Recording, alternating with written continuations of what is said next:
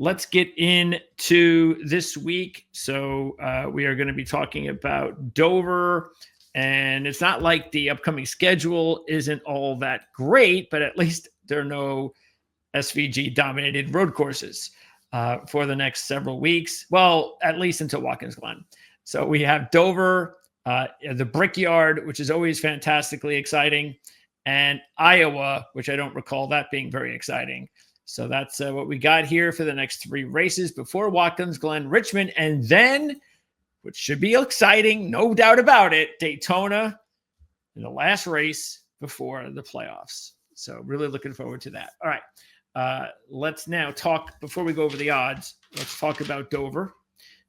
This is a mile track, concrete with higher banking. So therefore, even though it's not a 1 mile track, would Bristol be the most similar track? For me, yeah. Dover kind of stands on its own. It's really demanding, concrete, rough surface, super high banking, but you can't necessarily run the top line. So you're kind of forced down into that bottom line, maybe 1.5 lanes up from the bottom. So in other words, the racing surface is pretty narrow, unlike Bristol, where sometimes you can get multiple three-ish types of lanes going. I just don't see that necessarily happening at Dover very frequently. So Dover can be very much track position, but you also have a tendency at Dover, given the really harsh concrete and the strong loads going through the turns, higher speeds with the higher banking, where you can create some tire failures as teams try to push the envelope on their settings. So you may end up with some higher attrition. You may end up with some weird results as a result of a late caution or blown front tires, taking out top contenders, things like that. But yeah, probably Bristol's, for me, probably the closest, just because of the surface and the banking type. Significantly shorter, but similar. So it's actually the type of race where someone like Carson Hocevar could end up in the top 5, and he's going for a win. And then with 50 laps to go, his tire's going to blow, and he's gonna wreck. That's the kind of race track, and that wouldn't be surprising to see that happen, because you really have to be an experienced driver to race and win at Dover. I mean, this is, like you said, this is not an easy track. Even though it's boring, it's not an easy track to win when you're only raced there a couple times. You need some experience at Dover, wouldn't you say? Yeah, I think definitely from a setup perspective, one of the younger drivers that actually does really well at it, though, is Ty Gibbs. Obviously, with the full backing and resources of Joe Gibbs, and Martin Truex was really good at this track prior to Gibbs coming into the team as well. So Gibbs knows how to get this car set up for this track, and Gibbs is able to take advantage of it. JGR knows how to get the car set up for this track, and Ty is able to take advantage of it. So yeah, I think it's more of an experienced track, kind of like a Darlington with the really rough surface. Try to race the track more so than maybe the competition, but it can also be a track position track at the same time. Okay, so they have been racing here just once a year the last 4 years. So if you have to go back to 2020, the last time, that's pre-COVID, the last time, they have had 2 races a year at Dover, so good for that. And the last 3 races, obviously, that's where we get into the next gen. Toyota Chevy seems to have things going here at Dover. Toyota's won the last 2. You mentioned Truex. He won a couple of years ago. Hamilton won last year. Chevy has won 2 of the last 4. Ford, though, on the other hand, has just 1 win in the last 9. That was Kevin Harvick. He actually also won in 2011, the last time another Ford won. So that means no current Ford driver has ever won driving a Ford at Dover. So that's something that I think definitely has to come into play. So Toyota Chevy definitely on manufacturer wise, they're on a completely different level than Ford coming in. Meanwhile, as far as starting position, that actually isn't a big deal.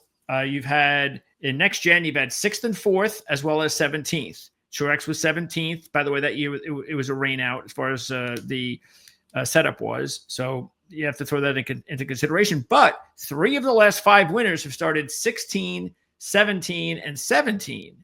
So there is I think that 17 might actually even be a line that you want to draw. And maybe I'll do that on Saturday when we go over the speed charts for qualifying and practice. Should be about 4:00 on Saturday. And because if you look at it, the last 19 winners have started 17th or better. So 19.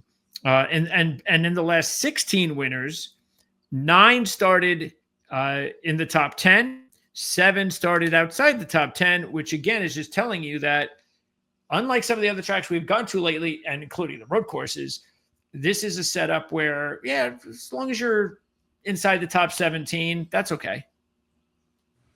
Yeah, I would agree with that. And that's similar to a number of other ovals as we've come to be familiar with. Still, it's going to come down to getting the right kind of setup, not pushing your tires too much, not making any mistakes. It's a rough track. They don't call it the Monster Mile for no good reason. What do you think about our boy Cole here? And interesting regarding the tires. Brand new tire. That's good information. Thank you very much for sharing that. Yeah, we'll see how it works. Dover's just notorious for teams trying to run as low of tire pressure as possible in that front right tire to get it to turn. We've seen so many failures from very fast cars. So like you said, Carson Hocevar, whose team needs to push that envelope and kind of swing for the fences to get him up there. Probably not necessarily the best position for them to be in. We'll see how the new tire goes. It's going to be the same for everybody if there was no testing for it, certainly. Just hope we don't end up with a complete disaster like we've seen sometimes with the tires where nobody can run more than 6 laps. Yeah. was that Bristol that happened a couple of years ago when the first race back from the I think so. Yeah, that was just awful. Hopefully we don't end up in that situation again. Hopefully Goodyear's making them a little bit more sturdy so that they can run a little bit lower tire pressure and maybe we'll get some better competition. So it could be a good thing. Yeah, then again, Bristol, of course, also had the dirt racing not too long ago, so I could be a little confused with that. But I think you're right. All right. Let's now take a look at the odds for this week's race. This idea, not very good. I don't know why anybody would try to market their brand like this. Who is going to remember? Who is going to remember Auto Trader Echo Park Automotive 400? Auto Trader Auto Echo Park Auto Echo. Yes, Auto right, Park, exactly. Auto. Who is gonna? I mean, whose idea was that? So, what is that? Is that actually one company?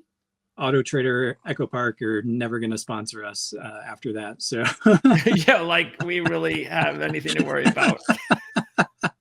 Yeah, I don't know if they're one company or not. I'm not familiar. I'm very familiar with Auto Trader, less so with Echo Park. I presume they're related in some form or fashion if they're both up there, though. All right. Okay. So who's the favorite of the race? Kyle Larson. You would be absolutely wrong. Wow. Tied right. Oh, okay. That's better. So, yeah. I don't think that's too surprising. Matter of fact, I think that's probably what would make sense except for the fact that because Vegas doesn't care much about trends. They don't care about trends. They just care about, sure, they care about history, but trends they don't care about. And that is where there's a huge difference between the way Denny Hamlin is racing right now and the way Kyle Larson is racing right now. And that's up to us to take advantage of that. And that is why that even though historically they should probably be right around here, maybe Hamlin does deserve to be a little bit, more of a favorite because he's had a little bit, more of a dominant run. But Larson, both of them really have had these nice runs recently, very similar if you really look at it, except Larson has one less win. In the last 7 races, Hamlin has 5 top 10s, 4 top 5s, and 2 wins. Larson in the last 6 races has 5 top 10s, 4 top 5s, 2 runner-ups and a win. They've both had pretty much the same types of laps led during that run. Hamlin 77 a race, Larson 79 a race. So there's a lot of similarities there.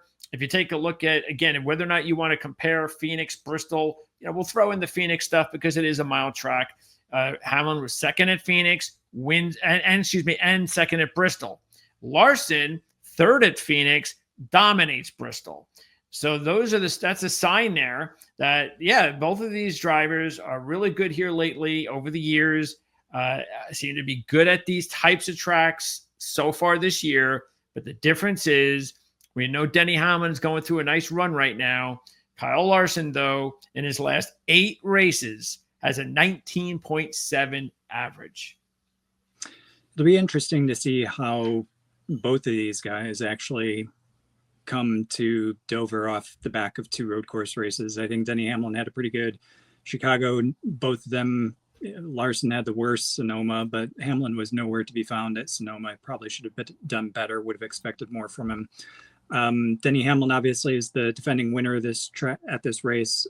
He usually starts inside the top 10 though, and usually finishes inside the top 10 as well. So he's got a very good average finish. But Kyle Larson last year, he finished second to Hamlin, actually started 21st and still led 39 laps. And there have been 4 races where Larson has led more than 130 laps at this track. So Larson knows his way around here. He's got some really great finishes. He's got 1 or 2 really bad ones. Other than that, he's been very consistently inside the top 10. I give Kyle Larson the edge, and quite honestly, I was expecting him to be more like plus 35, 350 versus the 500. So I think that's actually a pretty good number for Tuesday for Kyle Larson at Dover, a place where he's got a win back in 2019 and consistently does pretty well. But you're right, Denny Hamlin definitely on a greater trajectory, led 136 laps in this race last year, but also started higher. So you're not going to have these odds, I don't think, for both of them when you get to qualifying on Saturday. So probably choose one of them now. Yeah, and that's the tough part. Because choosing the one is not going to be easy. But I will say this, that if you're going to choose one and you like them both equally, take Larson today. Because Larson has proven, he just proved it last year. He started 21st, still led 39 laps, finished in second. Hamlin, meanwhile, you could tell that normally his best results have come here when he does qualify well. When he doesn't, he's outside the top 10. That's usually not when he's going to have a good run. But look, we're nitpicking because both of them have had pretty good runs here lately. But that would be the way that I would go about maybe doing that. I would just kind of pass on them completely because of the fact that I've said this before. I mean, at least with a heavy favorite, you can look at things a little bit differently where you can just go with the favorite if you want, go down that route, and that's fine. But when you have 2 of them, especially at such a low number, now you're going with a low number, which is a big risk. And then the other guy could just end up being better and it wouldn't be a surprise. So I just think it's one of those races. It's not a great race anyway. We all know that. I just think Dover is one of those weeks where it's just, you know what, let me just throw a couple of medium shot to longer shot picks, not big long shots, because big long shots don't do well here. But I'll just go that route, throw a little money in it, not much, and see if Hamlin and Larson have a pass this week. And by the way, I just can't take Larson anyway, to tell you the truth. That's the reason why I pass on him anyway, because I'm telling you to take Larson, but Larson, I just can't take him when he's in this situation. I mean, he's just this is a long run that he hasn't been. Now, maybe this will be the week that he'll get going again. I just don't know whether or not all of a sudden he's just going to, on the dime, win a race and be the old Kyle Larson. That doesn't seem to be the way Kyle Larson or most drivers are like. Usually when they're in a little bit of a slump, it takes them a race or 2 to get going. Yeah, fair point. Again, coming off of a really bad Sonoma weekend too, when he very much underperformed. Yeah. Both. I agree. Who would you take, Hamlin or Larson? Oh, I would take Larson because for me, the one thing that gives me pause, agreeing with everything that you said, the one thing that gives me pause is the fact that Kyle Larson now for a couple of years has been very much up and down. So he can win a race, he can win 2 races in a row, and then he can finish 33rd 2 or 3 weeks in a row. And then it seems like he comes back and then he's back again. Typically it does, take a progression. Last week was not the progression that you want to be seeing because he was nowhere to be found and ended up getting caught in a bunch of other issues as a result of that. So there's definitely something to be said about him coming into a race this weekend with no momentum. However, just based on his history at this track and how much he's led, how much he's been out front, it's typically Hendrick cars with the Joe Gibbs ones that are out there at Dover. So Larson with the better average finish would be who I'd take of the two. Yeah, and again, if Larson's going to just snap out of it, this would be the type of racetrack where he's had really good success before where that would happen. So, okay. By the way, I also should throw in the fact that speaking of qualifying and all that kind of stuff, just taking a look here. Let's see, where is it? Okay, so this is interesting. And I'll talk more about this on Saturday, of course. But last year, Chevy and Ford actually were the faster cars on Saturday sessions, on both of them. Chevy and Ford. That's right. Ford was, along with Chevy. Toyota only had 2 of the top 6 in qualifying, and actually only had 2 of the top 14 in qualifying, and 2 of the top 5 in practice, which was actually only 2 of the top 10. But they still won with 2 of the top 3 finishers, Hamlin and Truex, and they led the most laps combined, Hamlin and Truex. Ford, nowhere to be seen. 2023, again, rain in the qualifying, but in practice, again, don't forget, Truex started 17th, even though who knows where he would have started if they actually did qualify. But Toyota did not have a car in the top 6 in practice. And just like 2024, Ford and Chevy were the fastest manufacturers in practice on Saturday. Meanwhile, Toyota wins the race. But Chevy had the 2 fastest cars. Byron and Chastain combined to lead 291 of 400. And then in 2022, that's right, it's a broken record, but Chevy and Ford were once again the fastest cars on Saturday. But Chevy also had the top 3 on Sunday, which was Elliott winning the race, and so they were fine. But once again, Ford nowhere to be seen. Ford basically not figured out a way yet, NextGen, to race well on Sunday after qualifying and practicing well on Saturday. Matter of fact, in the 3 NextGen races, they are 1 out of 19 on Sunday. That's pretty bad. And yet, we're going to get to a driver whose odds are a little bit low. For my taking, Ryan Blaney. Yep. And he's my guy. But I just went over all of that with you. And I would have said, hey, if I can get Ryan Blaney at 12-1, it's not a bad one of those mini long shots that I could take a look at, just like I was saying before. But I mean, I'm getting no value here from Ryan Blaney. Who do you think is right next to Blaney? Either Elliott or Byron. So Byron and Blaney are both 7-1. So as far as this tandem here, go with Byron. No question. Yes, He's got the better average finish, better result.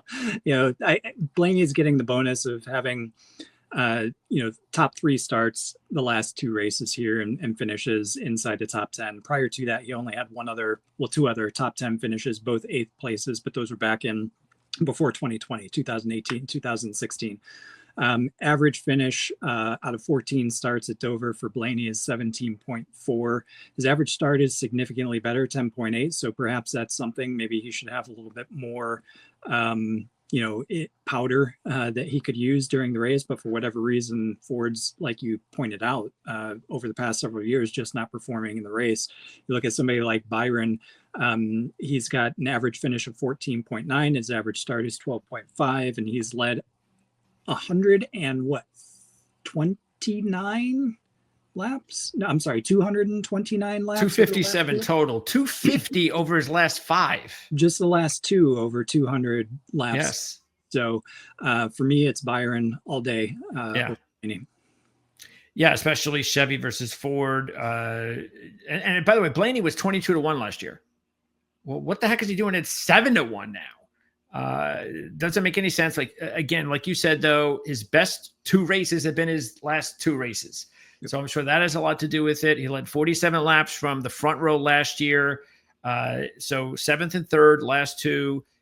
And those average starting position for Blaney actually shrinks in his last 5. It's down to 4.8, meaning if you like Blaney, take him now, because this is a race that we know he's not a great qualifier, but this race he does. And so I go with that, because that means you're not getting anything better than 7-1 if he qualifies well.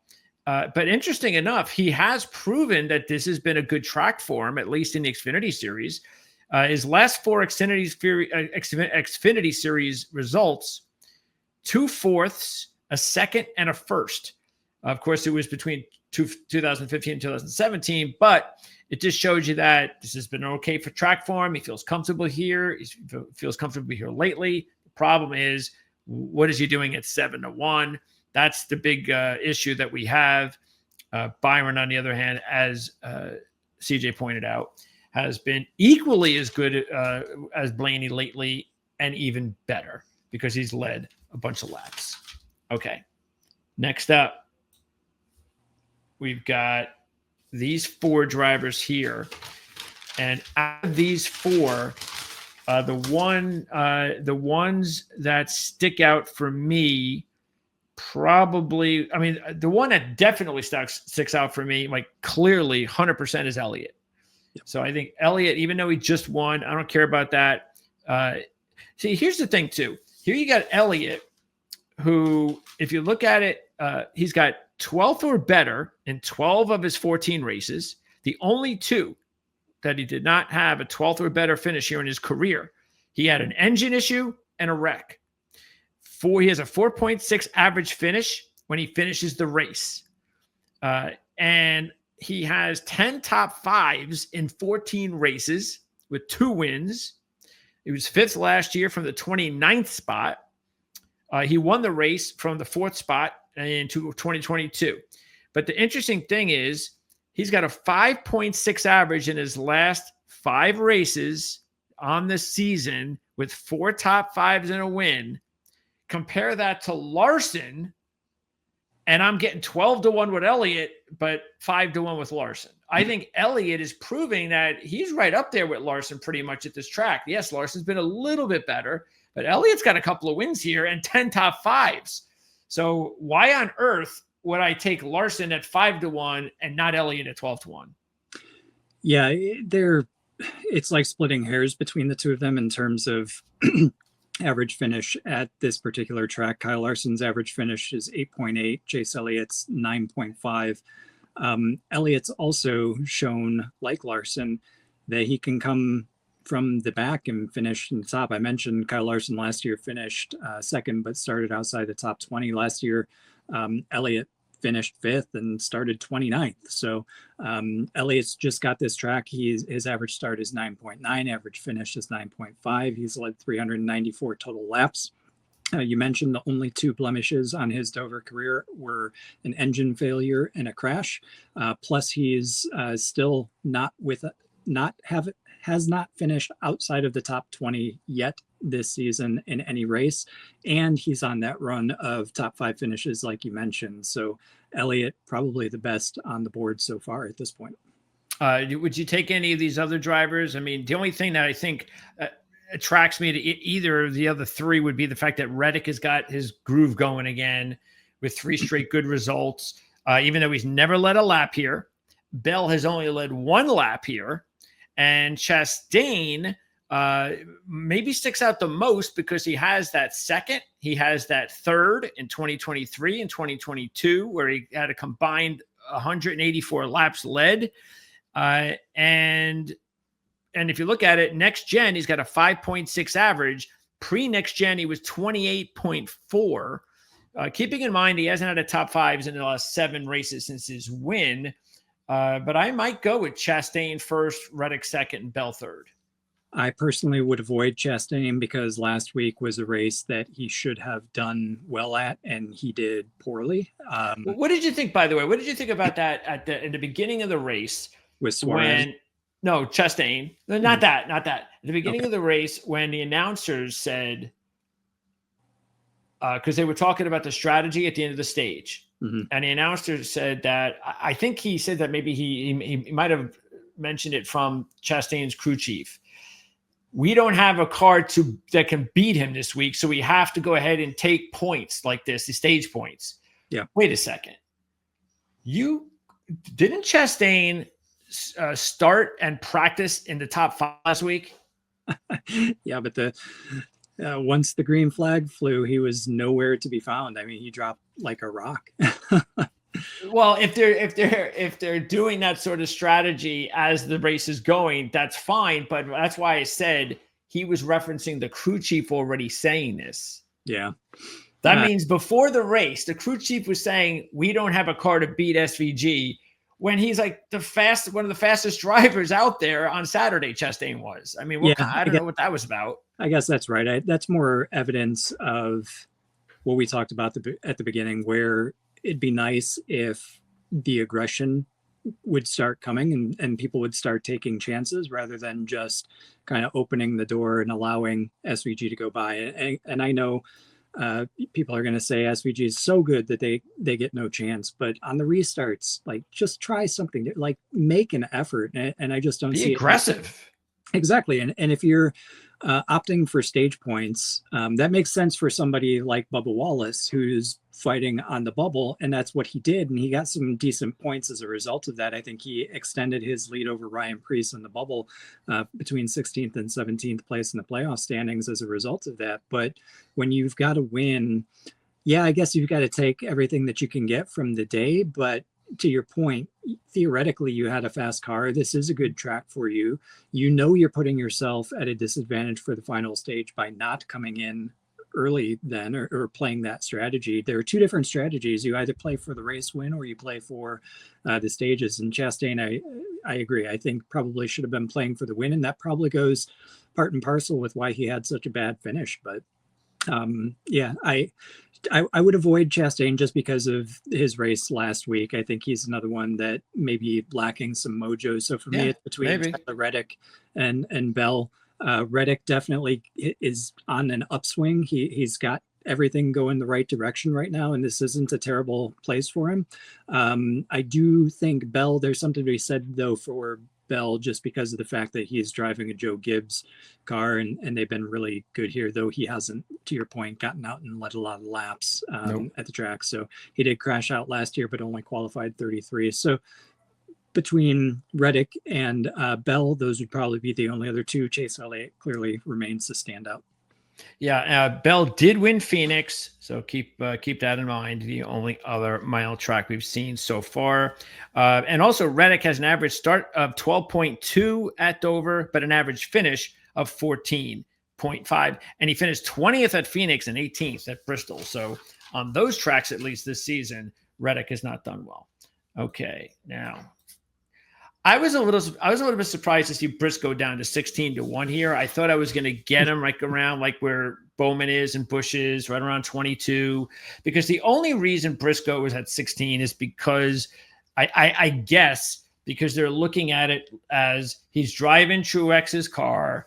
Truex did really well at Sonoma. He did really well at Sonoma. And even though Briscoe's never done anything here at Dover, that must mean something. So he had a good week last week. Let's put him at 16. But now you got no value at 16. I much prefer the 22 because that's the only thing I could think of why he's 16-1. Yeah, that is the only reason. Average finish at this track of 24.3. None of those were in a Joe Gibbs racing car. Obviously, Truex had some pretty good success here. Briscoe just doesn't do it for me this week, especially considering it's a one-off track now. Back when Truex was racing, it was 2 times a year. Obviously, more recent years, he was still racing, and it's down to 1, but he's got all that experience that Briscoe just doesn't have. By the way, in the Xfinity Series, he did have a win, Briscoe, in 2020 and did well in this series. I actually think he'll race well, but I see no value to take him at 16-1. So well, even with that, though, you can see that he's been getting better. He qualified 6th and 7th in his last 2 Dover races, and I think he'll qualify well here again, maybe even better considering the fact that it's Joe Gibbs' car. But again, he just doesn't race well. Went from 30th, the starting spot of 6th, to 30th in 2023, starting spot of 7th in 24, ended up finishing 19th. So he's got to get a full race together for me to better that average finish of 24.3. If he's top 10, maybe next year I'll consider him. Okay. And then let's see, just move this down a little bit. You see here Bowman at 22-1. Bowman has 5 top 5s and a win, so that's nice. Matter of fact, he has 6 top 10s in his last 7, 5 of those top 5s, a runner-up and a win. His win in 2021 was the last race before the NextGen switch. Keep that in mind. Dominated that race for him, leading 98 laps from the 16th position. But he's only been in the 2 NextGen races, 8th and 5th. So Bowman's done really good here, and he's still getting 22-1. So I have no problem with Bowman at 22-1 because we know how he has now gotten a nice little run going, and he'd like to keep that happening. Kyle Busch is another one that is a pretty decent play here. Kyle is someone who not only has 3 wins, but 14 top 5s. He's led over 1,300 laps in 36 races. He was on the pole last year, finishing 4th. He was on the pole in 2023, leading 25 laps, even though he finished 21st. So in both races for RCR, he has been on the pole. That has to count for something, including the fact that Kyle comes in with 2 good results on the road courses, on the street race as well. And then you've got Buescher, another one. Now, the only thing with Buescher is he's driving a Ford, but I think Buescher might be the most valued Ford we have here at 25-1 because in his last 3 races, the next gens, he does have 2 top 10s and a pole. And keep in mind, in 4 Xfinity Series races, he has a 6.0 average, including a 2015 win. So we know that he would like to get a win to guarantee himself a spot. So I think, oh, and by the way, with Logano on the board here, I have no interest in him. He has 41 laps and 28 races. I mean, this has just not been Joey Logano. I don't even know what he's doing at 25-1. We've seen ridiculous odds the other day at 90-1 and even 45-1. Well, I'd be okay with Joey Logano at 30, 35-1, maybe even 40. I'd say that's about right. But it's just his name is the only reason he's getting 25-1. But I say all 3 of those guys, Bowman, Busch, and Buescher, are the type of long shots I was talking about at the outset. Bowman would be my top choice. I think really good odds there for a really good stretch of Dover finishes for him. Even just looking at the introduction of the next gen car, still 5th and 8th. But like you said, 6 out of the last 7 Dover races for him were all top 10 finishes. So obviously picking up momentum this season as well. Kyle Busch has led a ton of laps recently. 103, 25, 34 in the last 3 races at Dover is the amount of time that he spent out front. So for me, it's those 2. Buescher, probably would have liked him a little bit more a couple of years ago. I've been talking a lot this season and probably even last year as well, where the RFK cars tend to do really well on rough surfaces. This is definitely a challenging surface with the concrete and everything. So perhaps Buescher and RFK can turn it around, but it seems like this year they're just maybe a half step behind where they were a couple of years ago. And like you said, Logano, just awful. And it's really, like you said, 41 laps for 28 starts, but just looking from the next gen car from 22 onward, 29th, 31st, and 16th. So don't waste your time with Logano this week. For me, at top of the heap is Alex Bowman, then probably Kyle Busch. Yeah, Logano had pre-next gen 15 top 10s in 38 races. Next gen average 25.3. So terrible. Not where you want to see a driver that you're considering taking. All right, Carson Hocevar. I'm not really sure why he's back. I don't know. Maybe I guess they've been throwing him now down to this range every week since he almost won at Atlanta, was it? But once again, do I have to go back to his results? I mean, besides that finish, he has done nothing result-wise to warrant 28-1. But it is what it is. And unfortunately, those odds just won't come down, even though they should. So he has, he was 22nd last year. So I don't know. We don't have enough data, and he's also a young driver at Dover. So it just doesn't make any sense that he would win this week. Gibbs, as you said, CJ, Gibbs, maybe this is his week. Who knows? Because he's on a nice run, 8.5 average, last 6 races, but he has a long way to go if he doesn't win a race. So he still needs to win a race potentially. He was 3rd at Bristol, so that's really good news for him. And he does have a couple of decent results here, considering he had 2 bad qualifying runs. So that's what you're really banking on with Ty this week, is if he can give you maybe a top 10 qualifying run this week. And you know what? They haven't really been respecting Gibbs at all with the odds. They didn't respect him last week. So I'm not sure you're going to lose a whole lot if he has a top 10 qualifying run, but 28-1 is a pretty decent number that I'd probably risk even before I see qualifying out of him. And Keselowski and Cindric, I don't really think they're in the running at all. I would definitely go with Gibbs. Average finish, obviously it's only 2 races here in the Cup Series, average finish of 11.5. If you look at his average finish throughout both races, like every single lap, not average finish, but average position each lap through both of those races, it's actually 12.1. And he's spent almost 3/4 of the laps at Dover that he's running inside the top 15. Can't believe that he's at 28. It's got to be just a matter of, he should be above Briscoe, in my opinion. They're both in same Joe Gibbs Racing cars. That's true. Gibbs has got a much better record. Why isn't he up there with Briscoe? I think Gibbs is definitely the one to take this far back. Yeah, Keselowski has only led 17 laps in his last 7 at Dover. Does have a win, unlike Logano, but has not had a top 5 in his last 12 at Dover.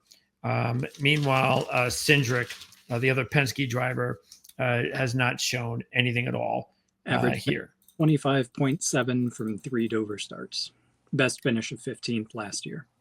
And then you got the other RFK driver, Ryan Preece, but Preece hasn't done anything here pre-RFK, so we don't really have all we're doing is basically guessing, sort of like Hocevar in a way, but Preece has more experience, and at least you're getting double the money. So I'd say I'd much rather take Ryan Preece than Hocevar. I will say that, especially since we're getting double the money. But I don't know if that'd be the way to go either.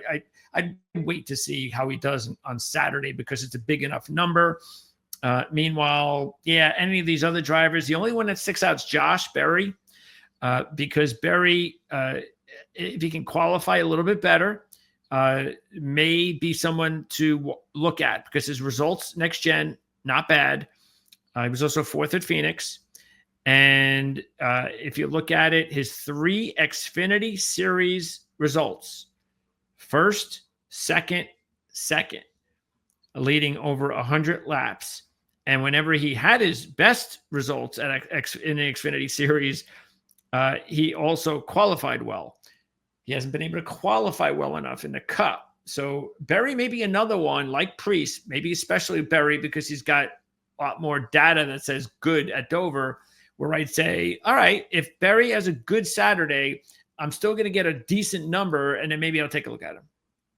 Yeah, I think the other one that deserves a shout is Eric Jones. His average start at Dover is 13.5, average finish is 13.8, and that includes more races and time spent with Joe Gibbs Racing. We've talked a lot about how good they've been at this track, but it also includes 3 with incarnations of Legacy Motor Club. So 2 years ago, he started 25th and finished 10th drive-in incarnation of Legacy Motor Club, what they're called now. It was Petty back then. Last year, started 11th and finished 16th. So I think Jones, with his experience, we were talking about this being an experienced track. Jones got a lot of experience that he takes from his time at Joe Gibbs Racing, and I think that's transferring through to his time at Legacy. So he might be one worth a shout here as well. Yeah, otherwise, I mean, long shots at Dover, it just don't make much sense. I'm talking deep long shots. Wallace hasn't done anything. Stenhouse had a runner-up in 2022, but that basically came from nowhere. And then take a look at this. Look at this. Come on now. Back to finishing outside of the top 25. Yeah, I mean, come on now. What in the world does 3 road course wins have to do with him going to Dover? Ridiculous.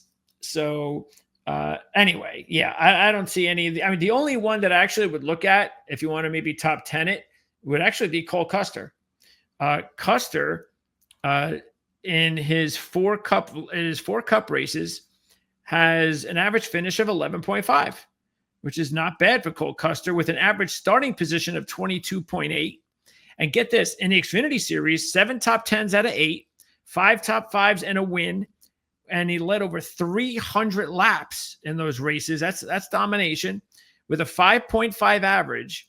And last year, he finished 5th in Xfinity Series race, leading 95 laps. So Custer has done well both in the Cup Series and in the Xfinity Series, and he's 200-1. So maybe not a bad idea to maybe see if he could pop in a top 10. Oh, yeah, I would definitely look at his top 10 results or odds. Last 2 times he was at Dover, he started 30th both times and finished 10th and 15th. So yep. 11th, 10th, 10th, and 15th. And obviously the last race that he ran here in the Cup Series was back in 2022. So he's got a couple of years off from being in this series, but he's another one that gets this track. So at those odds, why not? Definitely better than going with SVG this week. Okay. Who's got the picks this week first? I believe it's me. Okay. So, Mr. Radoon, where are you going to go? I'm going Larson, that pick. Okay. Kyle Larson. Okay. I will go. You know what? I'm going to go ahead and take Byron. Okay. Give me Bowman. Oh, okay. Bowman, 22-1.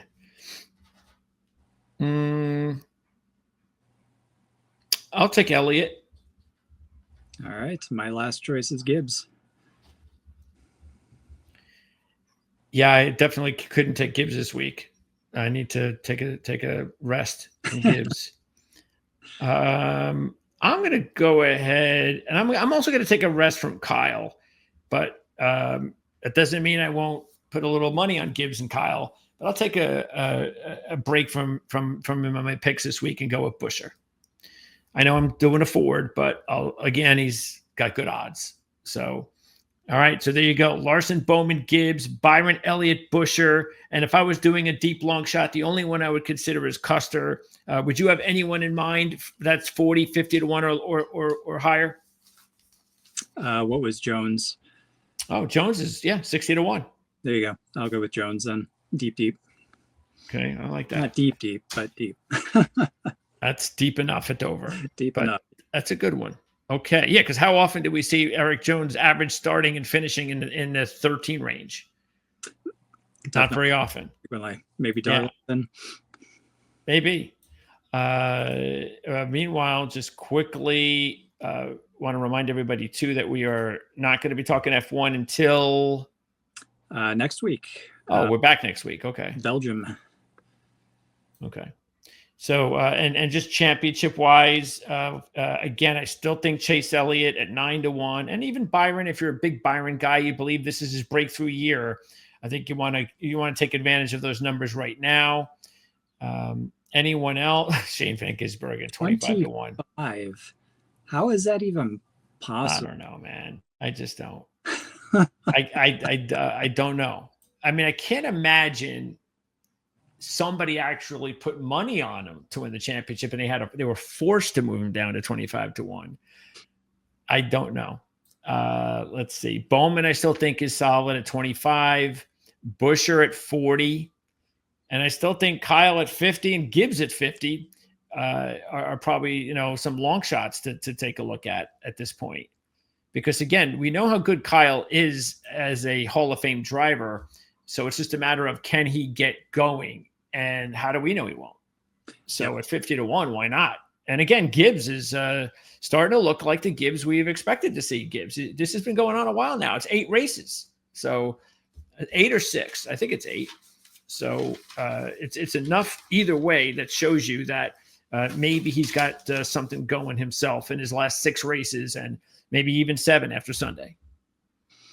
Yeah, I think Alex Bowman, those odds probably pretty attractive for him as a championship contender, because we know how hot he can get from time to time. And it's still shocking, I guess, for somebody with an average oval finish worse than 27th to be 25-1 to win the championship. Basically have to win at Phoenix to do it for SVG. Yeah, Elliott and Byron, by the way, 7-1 and 9-1 respectively. They are the top 2 in points.